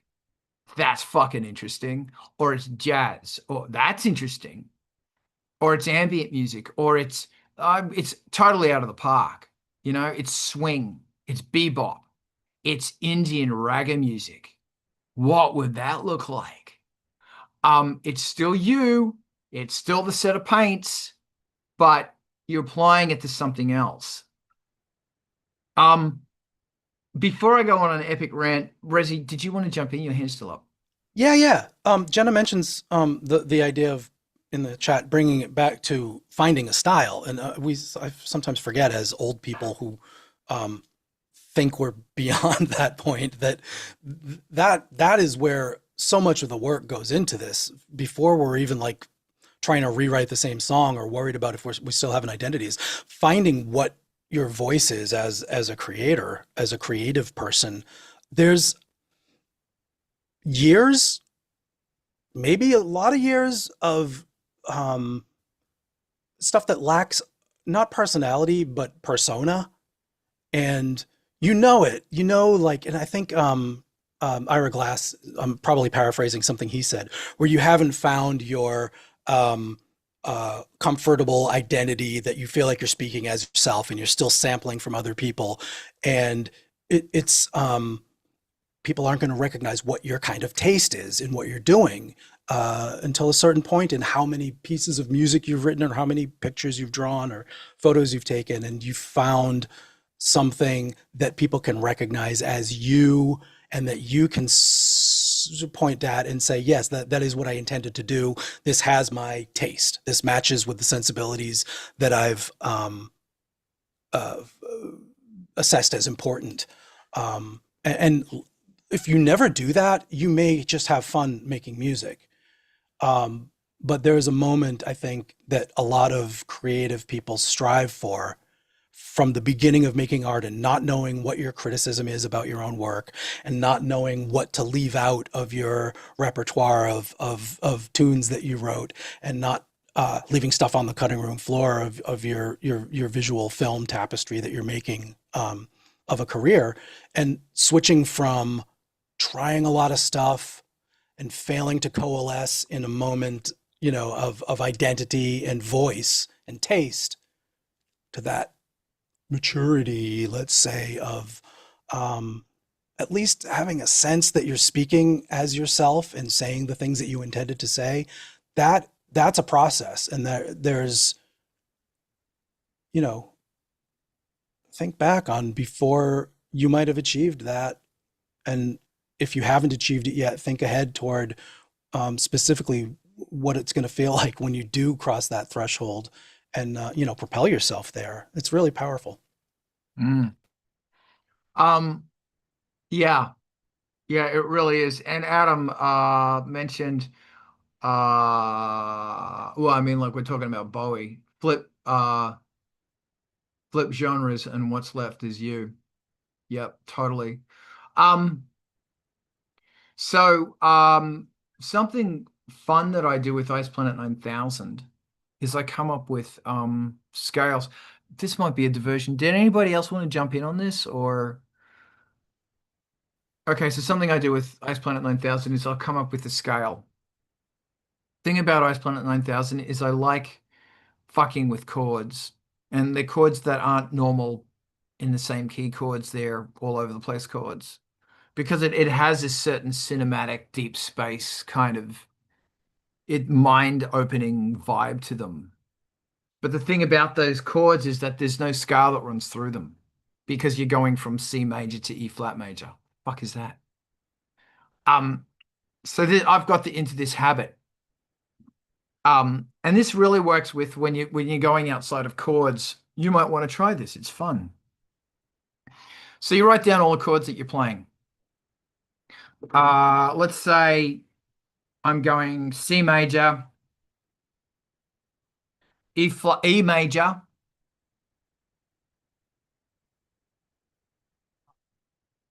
A major. And I pick those chords because they've all got an E running through them. But the C major is out of place because there's an A major and an E major. So here's how I come up with a scale. I'm going to take the first and the fifth of every note, and you guys have to help me because I'm going to forget. So in C, that's C, G. In E, that's E and B. And in A, that's A and E. So if I was to come up with a scale over the top of this, it would be C, E, G, A, B, C. That's a pretty boring scale, but that scale's going to work over all those guys. And if someone's clashing, that's fine. But we could do something slightly different. And instead of the fifths, I'm going to take the thirds. So in C, that's C and E. In E, that's E and G sharp. And in A, it's A and C sharp. So already we're starting to get something really interesting here, where it's C, C sharp, E, G sharp, A. So you start building these really interesting chords that if you start scales, I should say, because the trick, if you want to make like music, if you want to do a solo or something, you don't go, I'm just going to play notes in that chord. Oh, we've just changed key. I'm going to play notes in that chord. That's not what you do. Well, you can do it. But if you want to do something fun, you go, well, what notes do these guys have in common? And that's what you solo on. And you can create these, and you're playing notes that don't fit in that chord, but they fit in the whole vibe. And if you do that with your melodies and everything else, when you start building this shit, you create something really new, really different, really wonderful. And you create all these really beautiful clashing things. Um, and I'm working on this track at the moment where, because of the scale that's been devised, it's a major minor. And one thing I do, I think I may have mentioned this last week, is when you pitch shift between when you pitch bend between that major third and that minor third in such a way that it ain't either, because I'm just passing right through that spectrum. And so the note is a fifth.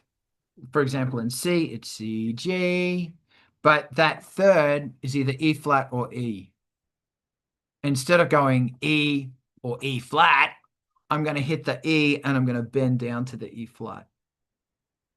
So now I'm taking away the whole Western concept of it's major, it's minor, gone. It's a fifth, and the note in the middle that defines it, that defines your feeling and reaction to that song, I've now blurred, I've smeared it. Doing shit like that, and that's what's really great when you start using your voice, because you can slide in there. And because your voice isn't quantized to notes, you're not held back by all of these different things. Take that or leave that. It could be a really fun thing to come up with bass lines. Raziel, what do you think about this? That kind of microtonality, especially on the blue note there, is like where you get your vibes.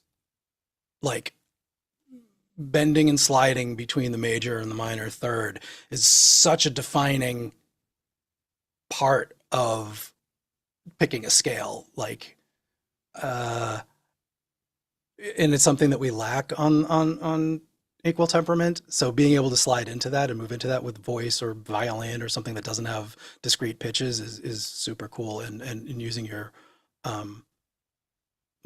pitch wheel to go between it too. That moments when you're going between the major third and minor third degree of the scale is evocative. And the other thing that comes to mind as you're talking about that is that any scale degree that you've chosen, any of the chromatic notes, the non-diatonic outside of the typical key signature things, can be super effective passing tones to bring you back into the scale. And that's the kind of color that gives you, maybe it sounds exotic, maybe it sounds distracting, maybe it sounds wrong for a minute, but like they say, you just repeat that 3 times and it's no longer incorrect, and it's part of your signature thing that you're building.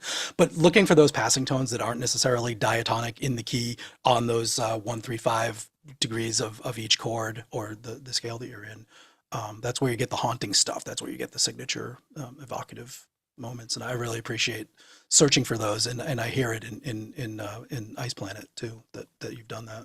Thank you. So if you want stuff to listen to, Peter Gabriel's Last Temptation of Christ, and also the passion sources that went into building that. Especially passion sources, man. Yeah. My feed on social media is full of, I don't know the gentleman's name, who was the raga singer, Nusrat Fateh Ali Khan, probably. That's the one. Quali. Holy shit, that Yeah. guy. Beautiful. That guy. I haven't heard a voice like his. I'm trying to think of somebody else who has the most profoundly spiritual impact of strength and holiness in their voice. And when you listen to what he's singing, it's just madness. That guy, he passed away, didn't he? 10, 15 I years think you're ago? right. It would have been 5, 10 years ago, though. It's like not even recent.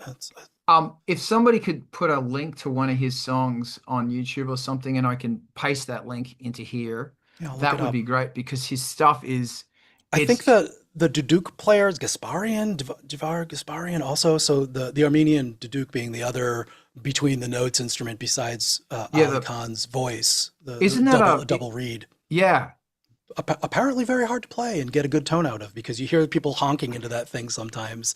But the examples on the Passion Sources and Passion soundtrack are the most sublimely rendered sadness of generations kind of tone. Yeah. Yeah, and it's crazy that Gabriel's one of the only guys that can pass it off. Although he didn't, he just recorded Passion Sources, right? I think. Can somebody give me a fucking link? God, you guys, I'm gonna pin your poo in the mail. All right, turned into a YouTube party. Anyway, yeah, so I just talked this, it's amazing. And even if you listen to it no matter what you do, it's inspiring because if you went into June, the new June movies, and for God's sake, don't piss on those movies, they're bloody amazing. The soundtrack, come on, Hans Zimmer knocked it out of the park in that movie.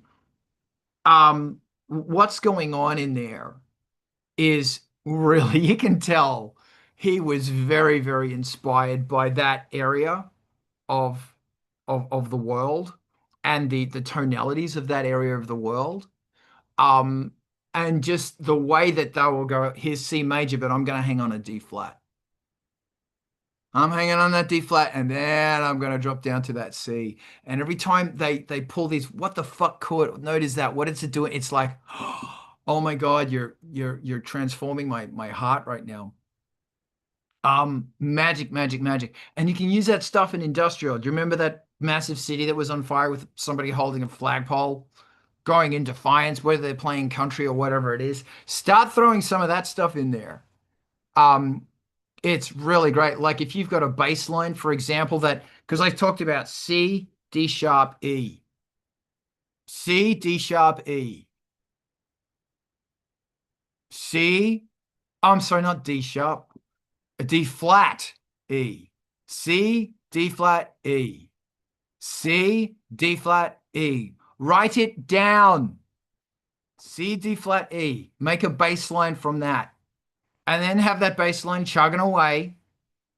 And the minute you hear it, you're going to go, oh, yeah, Middle Eastern. Just listen to it. And then vocally jam over it. Oh, see what's going on. Don't try to be Middle Eastern. Just do what is naturally inside your soul. And you will be most surprised by the magic of it. Does anybody else want to jump in at this point? Silence. Dropping a couple of the Passion Sources musicians direct links in there. Can you put them in the? I'm not seeing them. Where are they? Twitch. Sorry, I'm just that's Put what the them window on that was the open. Do you want them in the? Yeah. Because I can then Yeah. also paste them to YouTube and everywhere else. I only seen halfway through the new June. Yeah, D. The new June is just incredible. Yeah, he is the man. Thanks for that. I want to find the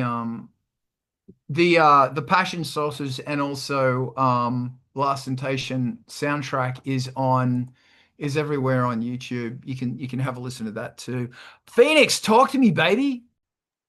So I noticed you were talking earlier about like spacey sounds and stuff like that. I made an album called Soul, SOL, which is like our solar system for a friend. And that's more of an ambient transfusion with a bunch of luminous textures in it. And it just makes you feel like you're in space, basically, and exploring the solar system and whatnot. And I made that back in 2024. So it's supposed to like make you feel uplifted and warm and kind of an expansive for your mind. So you can just put it on like before you do work and you can just get work done. Like one of my friends, which I didn't know was totally into my music, which is pretty awesome. He said he puts on all of my music on SoundCloud on loop in his background while he does work. And I don't know, he's played almost every song of mine, so that's pretty cool. But that's more of my spacey thing if you want to ever check it out, to get other ideas, of course. So.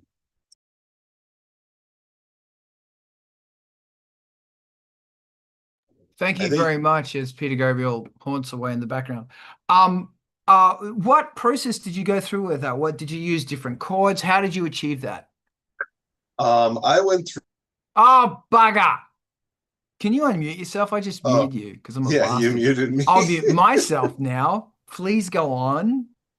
Okay, how I went through that is I just tried putting myself in the mind of like just different space movies I had seen beforehand, and also like Discovery Channel stuff. And I wanted to fuse the two together.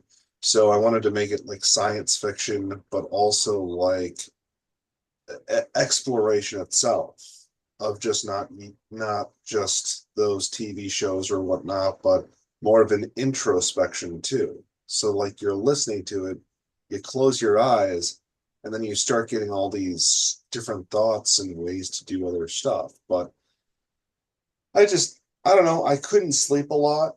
So my brain's like, you should probably make this stuff. And I listened to different things and I mixed it up in my brain and I found out different chords and stuff that would work. And a lot of the themes behind uh that album is light rebirth and healing. Because at that time I was not feeling all those things. So I thought, fake it until you make it in a way. And I put it in the music. And after listening to music for a while, I'm like, you know what? Things are getting better. And a lot of the structure of that is like slow buildups and resolutions, but it's like it's off and on. And I took a while to kind of just make it, but I wanted to make it more down tempo with trance, and I was actually successful. And uh, I made a painting for someone, a client, and then I took that as the basis of it, and I'm like, well, this looks kind of like Arrakis in a way, because like the planet in the middle is like an orange planet, but it's got all this beautiful like blues and greens and stuff. So, and I made like kind of a misty effect. So I wanted to put that in the music as well, of kind of like ethereal, like my name, Ethereal Labyrinth, makes you think while you're feeling uplifted. But that whole album was a lot of fun to me. So yeah. Absolutely beautiful, man. Thank you for sharing that. Um, I just put a link there, and this is a YouTube. I want you to listen to this song right now. This is this song is I think it's holy.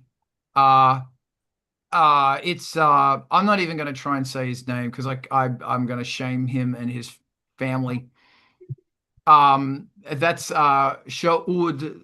Fuck it, I'm not even saying it. This is the original recording from the Passion Sources, which, Dude.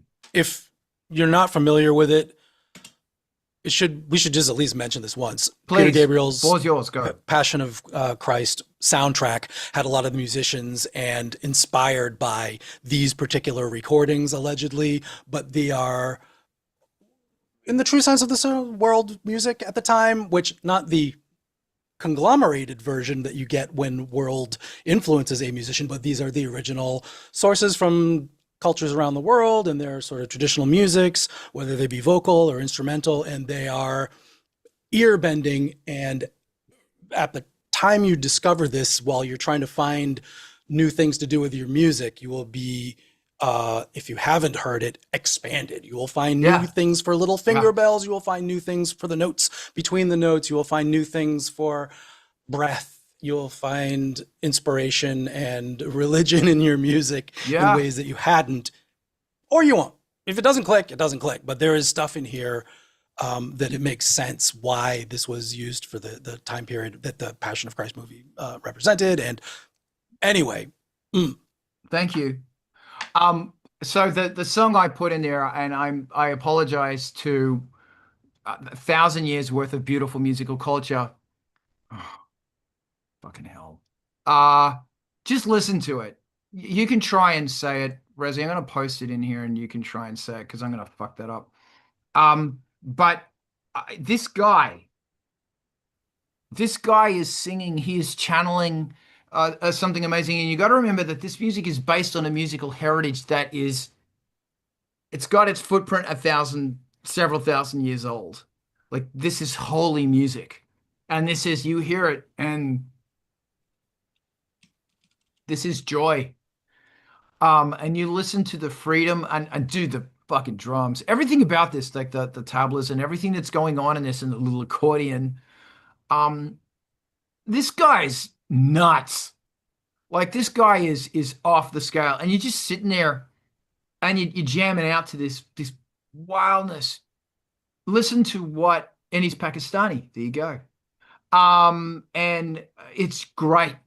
It's so good.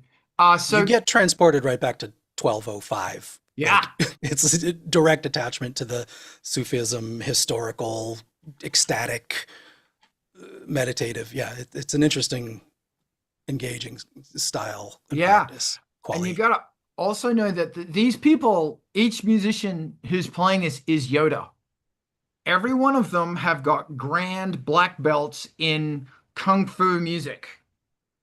And I don't want to take anything away from Western music because there's hundreds of years and there's so much music, but it is dwarfed in comparison to the richness and the evolution of, in this case, the Pakistani Indian music, in other case, Aramaic, Jewish, Turkish.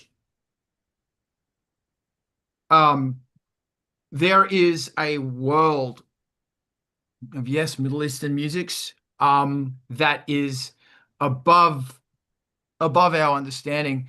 Like this gig I did the other week with the Jewish choir, the Jewish orchestra in LA. They did some Turkish songs, and they had one of those little zither things, like it was a stringed instrument with piano things, and he had keys along the side while he was playing that were flipping them by a quarter tone. So it wasn't just like regular half tones in Western music, they were going quarter tones, and he was madly changing this shit. And you could hear this stuff going, and it's just, and of course, if you really want to play that stuff, you're playing a violin because it's not fretted.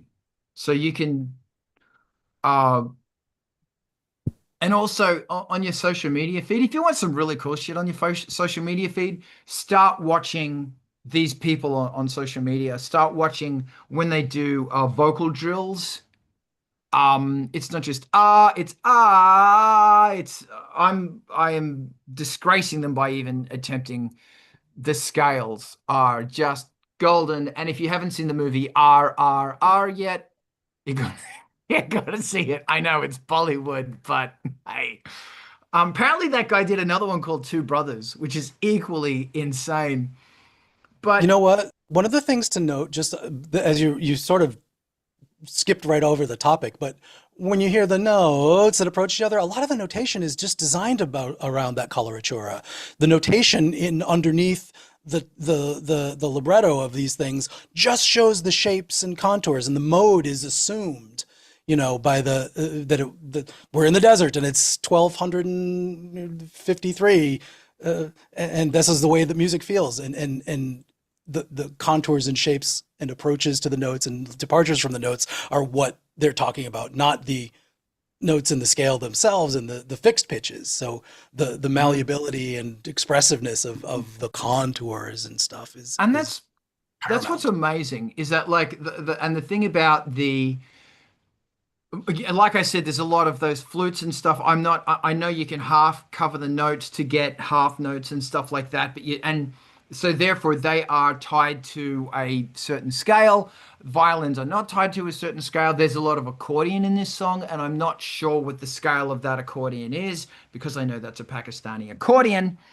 But yeah, when you start listening to this stuff and you go, and it's I not think all four harmonium, chord. probably they set the drone note with the harmonium, with the pump organ, Right, right. frequently. That's, I think Okay. Nusrat plays one while he sings a lot of the time, if I'm not Ah, mistaken. dude. And also listen to the background vocals. Listen to what they're singing and listen to how it's not, it's not all about a voice that is perfectly hitting that trill and is perfectly doing that. It's about this feeling. And I know this, I'm not taking anything away from this guy's ability to nail that note and do all of that stuff, but it is about feeling. It is about the rejoicing of the human soul or the sorrow of the human. It's about this feeling. Um, and when you hear them, when you hear his choir come in behind him, oh, My God. My God. So listen to that. That's your homework. Listen to the whole album of Passion Sources, then listen to Last Temptation of Christ. I've taken that album with me since the late 80s. It is a massive influence and it has shaped me because Last Temptation was done on a Prophet 5. I think of no, he didn't use a Fairlight. He used the bloody Akai S950 or 900 or something. It's done with minimal gear, but with the stuff he gets with that, and in some of those songs you can hear these beautiful things happening with this crunch of, S900. It's technology used right. And yes, he's probably got beautiful lexicon reverbs, but he doesn't care, man. It's about the feeling. Resi go. One of the things that I'm reminded of that I haven't thought of in like a decade, as you're talking about the Passion Sources music, is how loose this stuff is. The ensemble work, whether it's drums, I mean, some of it's incredibly tight and accurate also, but there are expressive loose feels in some of the group chanting and responsive singing back and forth kind of stuff. And even some of the drum ensemble work is just flams and group and size of the communication of the members that's revealed through this looseness and innate ability that you're hearing in the musicians to work as a group and to deliver a message as one without stacking slavishly to a tempo or metronomically. So Yeah, listen for that. yeah. It's really, it's amazing. It's amazing. It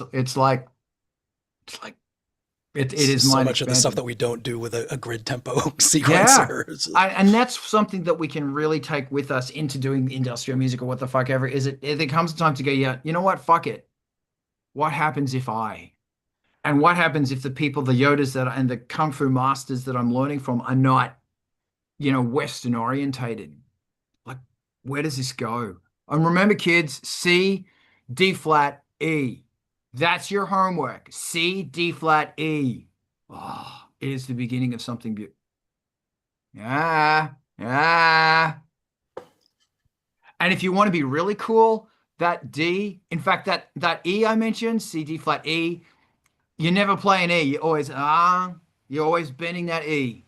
So it's between the E flat and the E because we're not going to give the game away. You got to bend it. Um, Super pretty shit, man. Um, to be fair, all you need is a synth and a delay pedal. Thank you for bringing it back. Resi, talk to me. I just wanted to underscore again, since you snapped at me and I felt bad last week when I mentioned for Phrygian dominant being that gap between the second and third scale degree of this particular thing that Carl's describing is big in like Frege, the Jewish music, Hava Nagila, that kind of stuff. Like I've had a lot of that in my ears as one of my big clients that I mix live for is a synagogue, and they had a fiddle and clarinet kind of klezmer band. So this particular mode with that signature exotic gap between the second and third scale degree, na, na, na, na, na, But what like it's I think the thing that I'm always trying to get at is that I don't know if that is a Western temperament scale it can be, traditionally. yeah. Yeah. It's really similar to whatever antecedents had it, but you can do it in 12 tone equal temperament pretty effectively. There might be some microtonal nuance that's in the original scales that are similar to it, and it is probably coincidental in some ways. But approximately 8 notes in a scale is about right for dividing up the octave, and so these coincidences happen throughout culture. But Mm. I will maybe look up which ragas and stuff are in like Indian Carnatic Mm. classical that are similar to them. But that gap is very signature, that Mm. particular part of the scale. And K2000 will allow you to pitch. I think when people say to me, Phrygian, da da da, what I'm saying is don't project a Western mindset onto this. Like go free and like because it's not a Western mindset. That's all I'm saying is that from this concept of okay, we're in a new land now. letting us learn a new land. Due to time restrictions, I have to call this because I got to work today. By the way, um, we're not doing this next weekend. All the y'alls will be meeting up on Zoom, but I won't, unfortunately. I'm working at the center, at the LGBT center. It's big pride thing going on, trans pride thing, and that's super important to me. So I've got to be over there fucking flying that flag. This is the Art of Rock. We do this every Saturday. We're on Angelspit's Twitch. We're also on Angelspit's YouTube. So you bloody rock. Jump in there and Angelspit's Patreon. They turn up and they bloody be here. And join it for free if you want or not. Whatever, it's up to you. May May's new album is kickstarting now. Please check that shit out. May May is a drag queen with a chainsaw. Need more drag queens with chainsaws. Wednesday night, Vulture Culture's deep dive into okay, what is that link you just sent me? That's a big link, and I don't know what it is. Jenna just sent a link. Check out Vulture Culture's deep dive because it's amazing. Rezi, thank you. You're welcome, and thank you so Thank much you for very having the much. show. Here's all Rezi stuff. Please listen to Rezi's music because it's fucking good. And then there's a whole bunch of other music here that I want you to listen to too because it's fucking good. It's a chord progression. Okay, thank you. That's a very big link. Hold on a minute. I don't know what's going on here. I just got a face full of code and that makes me nervous. Live music coding, so you can program your music and All then right. Okay. Okay, cool. This is me. Hey, there's still a GoFundMe going for Drake's family. Please check that out. It's an online synth. Thank you very much. Awesome. Thank you, Alex. Thank you, Gina. Drake's family, look after them. Guys, if you get a chance, today is a very important day. There is a very, very, oops, what happened just then? Very important protest going on nationally, being organized through Indivisible. If you are inclined, as is your peaceful, democratic, and legal right, go check that out. Oh, hey, and now we're going to rate to MTV TV. I promise you, you're going to find your new favorite band on MTV TV because it's bloody awesome. So we're going there right now, and we're going to get us some music. And remember, kids, Rabble Rouser is the name of the zine that I help out with in LA, by the way. Indivisible is happening, and No King's Day March is happening. So is the raid to MTV TV. Raid song, no raid song for you today. Dude, I'm gonna have Dude play me out because it's such a call to prayer. The next track on this album, crazy. Listen to that stuff. This is awkward. How's that Ray going? La, la, la, la, la, And it la, rated. la, la, la.